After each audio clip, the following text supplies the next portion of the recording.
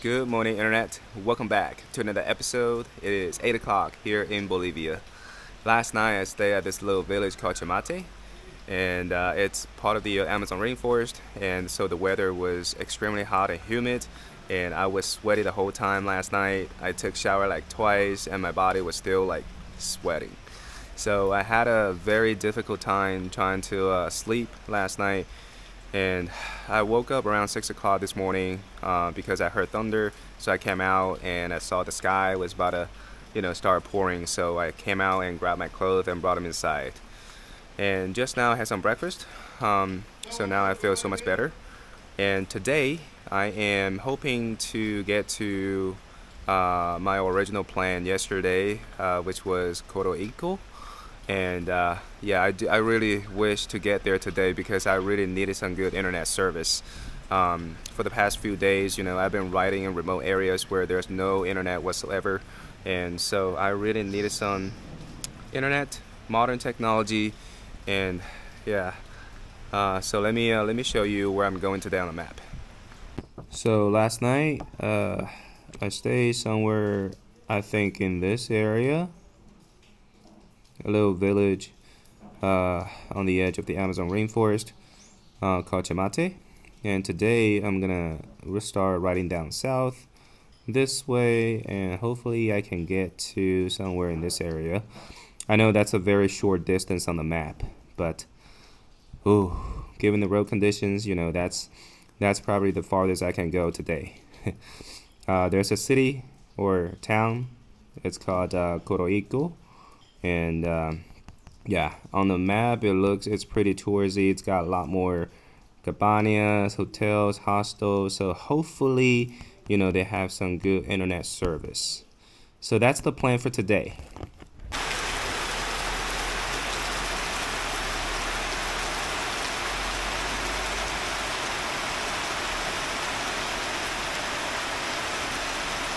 This is my little room. Last night I got three beds, and I'm using all three of them. This morning I spent about an hour using the hair dryer, trying to blow dry all my clothes because they got rained on a little bit. So, but they're still kind of damped. But it is what it is. I had to accept it. Yeah, to be honest, like before, on all my moto trips, I used to hate the rain the most. But now I don't really mind it anymore. I feel like rain is such a essential element to the world, to the trees, animals, and it's definitely part of the world. So I have to accept it. All right, enough talking. Let's go.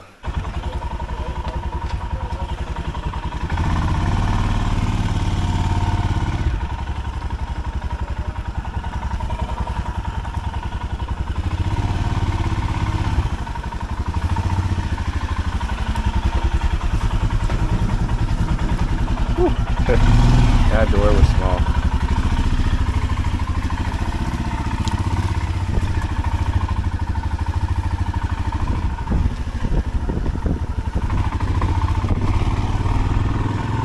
All right.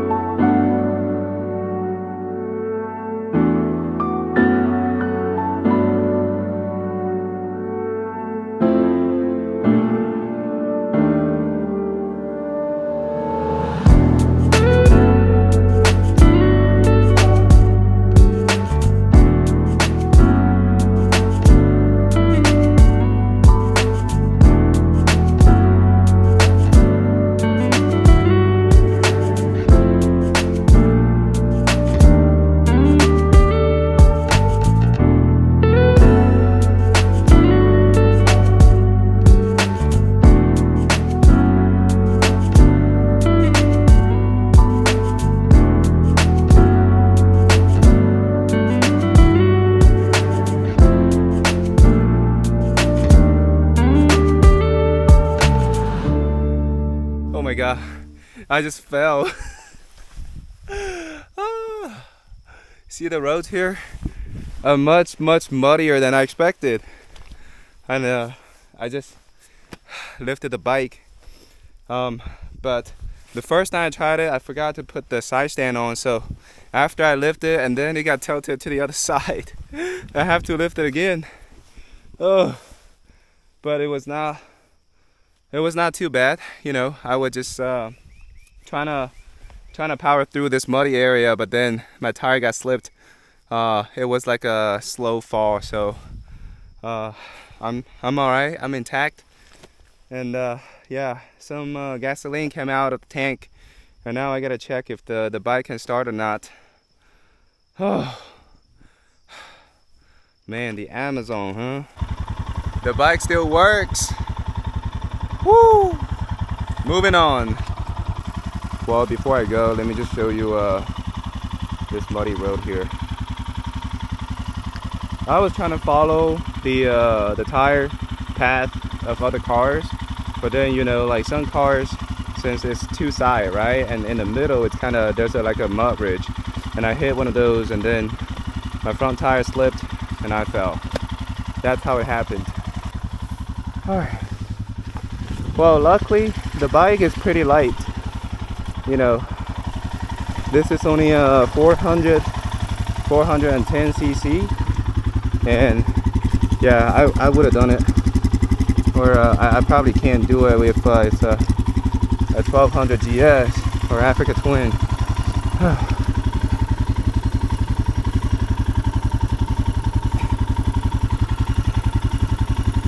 Straps, gotta tie them up again. Oh.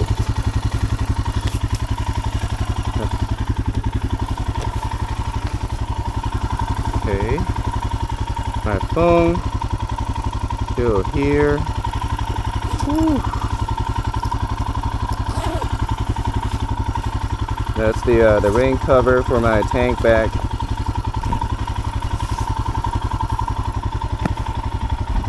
All right.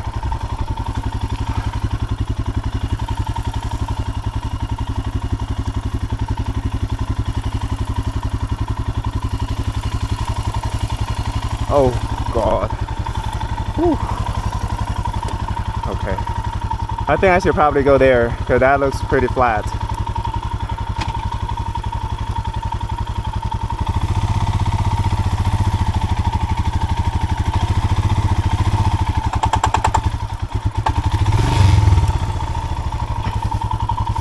Oh God.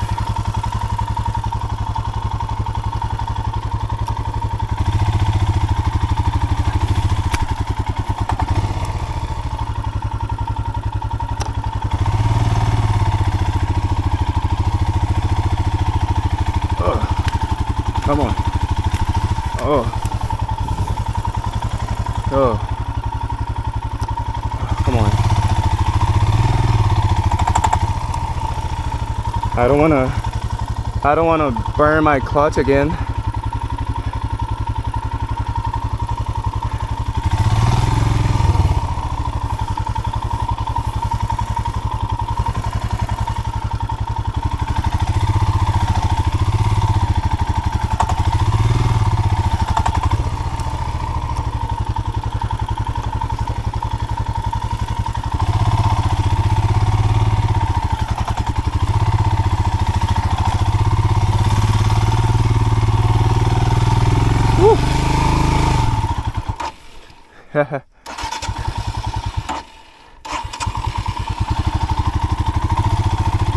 Gotta move little by little.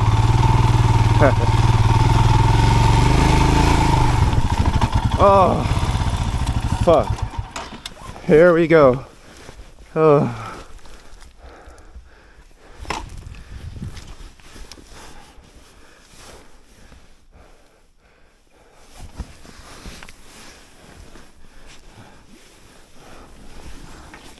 Oh.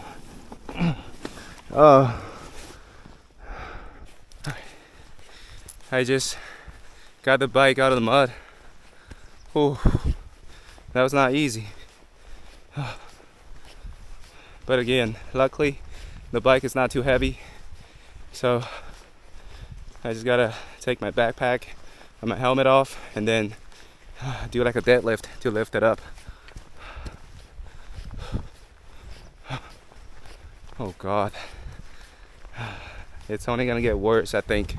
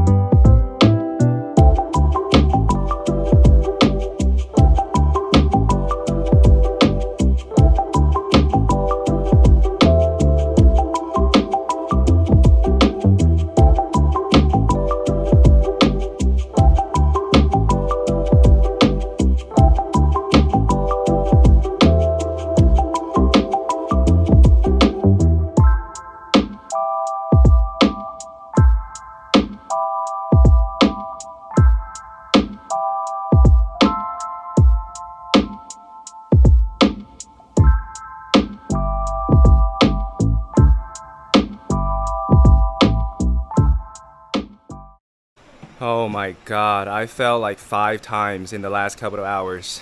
Look at my bike. The roads here are crazy.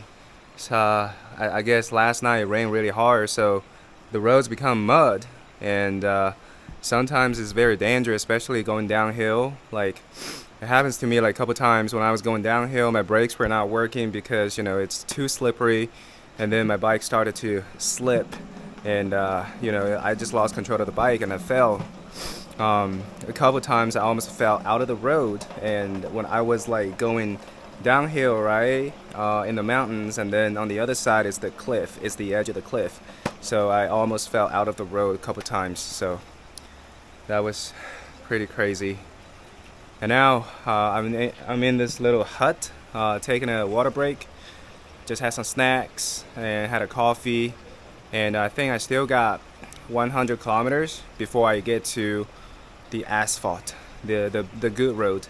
And given the speed that I'm moving, it's probably around 20 kilometers per hour, so that's roughly 5 hours of riding till I get to the asphalt. Man. Alright, man, I gotta go. Well, it is sunny now, and the roads are definitely not muddy anymore, but just when I thought I'd be done with the bad roads, nah, it ain't never easy. The roads got dusty and sandy, and I fell one more time on the soft sand, and yeah, I mean, I'm covered in mud, dust, oh God, a bunch of dirt. And every time when a car passed by, and the whole environment gets dusty, and I lost my visibility completely, and I had to stop, and then kind of wait till the dust clears out, and then that I can go. All right, I'm in this little town. I'm not sure of the name, but I think I still got 68 kilometers to somewhere where there's asphalt. Yeah, so that means like 3 hours roughly. All right, enough talking. I gotta get going. Let's go. I'm ready.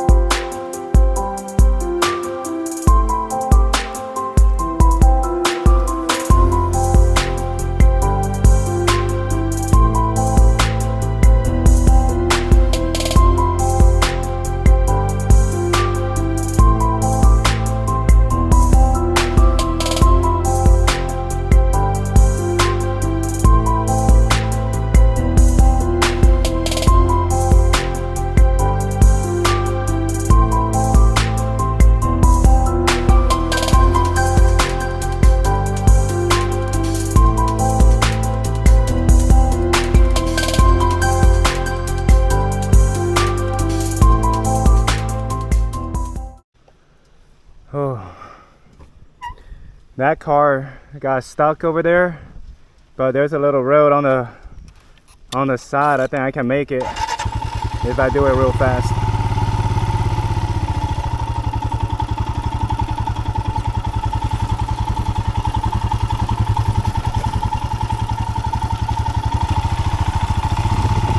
Whew.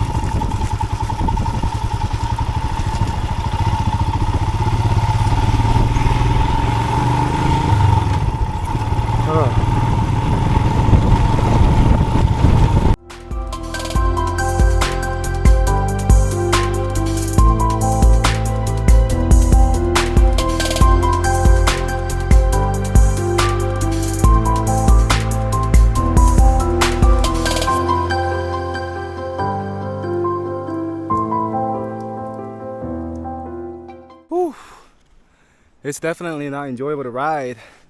It's like 35 degrees out, and then the roads are bad. It's dusty.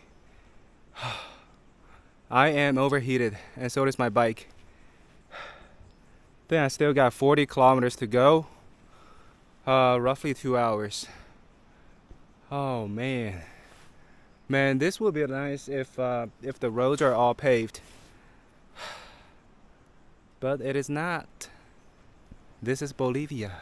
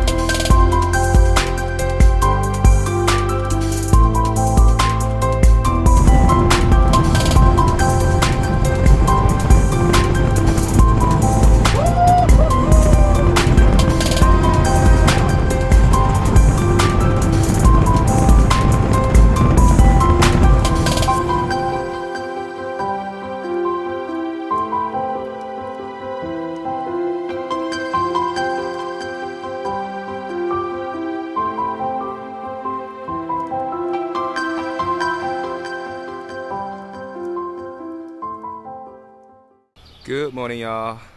I finally made it to Coroico, and this is actually the destination I set for myself 3 days ago when I left La Paz. And it definitely took longer than I expected. The road conditions not what I anticipated, and so there's no way I could go that fast to get to this place. But anyways, I'm happy I made it here safely. Yesterday I got here super late. The last 60 kilometers was all pavement, and it was just like a blessing from the God. I really miss pavement, asphalt, or any kind of flat surface. So once I got on the asphalt, I started to just go without stopping. Even I was tired, after the whole day of riding in the mud. But yeah, I think the last few days I've been to some remote places, that as remote as you can get. Some places don't even have internet, and that was deep in the mountains. And but it was definitely one of the most adventurous rides I've ever had in my life. I mean, I went from the Altiplano, which is at 4,000 elevation, down to the bottom where the Amazon is. So I did a lot of ascending, descending. I rode on the edge of the cliff. I rode in the mud. I rode in the sand. Oh, it was definitely the most adventurous rides I've ever had, no doubt. So now I'm here and trying to take a day break because I need to do laundry. I need to wash my luggage because all my luggage got dusted, mudded. There's like a thick layer of mud on every piece of my bags. So I gotta do a lot of cleaning on my equipment. So and also it definitely took a toll on my body too. Yesterday I got here and my whole body was still shaking after I got off the bike because I just been riding on those bad roads for the past 3 to 4 days, and yeah, I guess that really did some damage to my body, and my whole body was sore after yesterday. So I think I'm gonna take 1 or 2 days break uh, to rest up before I leave. And this little village is actually very pretty. I'm standing here on a stairway because I wanted to show you guys what I'm seeing right here.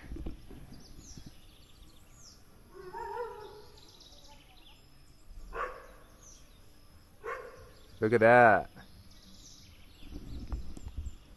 The elevation here is about 1,700 meters, so it's not crazy high, but ooh, I love the mountains and the clouds. Yeah, so oh, and one more thing, the bike did so well. You know, like before, I had some doubt about Royal Enfield, and especially after I had that breakdown in the middle of the desert. You know, I thought, you know, this bike is not for dirt road riding at all. You know, it's probably for touring, highway speed. You know, but after these past few days, I feel like this is definitely made for this type of terrain. Um, a lot of like ascending, descending rocks, you know, big rocks, loose gravel, and when you're switching from first gear to second gear, it's so smooth. Like sometimes you have to rely on your first gear while ascending, right? If you're riding on the gravel and loose gravel, right? When you are making a sharp turn and then there's loose gravel, so you can't really go up. If you're on second gear, you have to be on the first gear, and then once you make the turn, you know, you want to switch to second gear, and once the surface becomes flatter and smoother. So that transition was really smooth on the Royal Enfield Himalayan, and it did an excellent job. You know, even though I dropped it like 6 times yesterday, but it definitely did a good job. Yeah. All right. So that's it for this episode. Please give me a thumbs up if y'all like it. I'll see you in the next one. Ciao.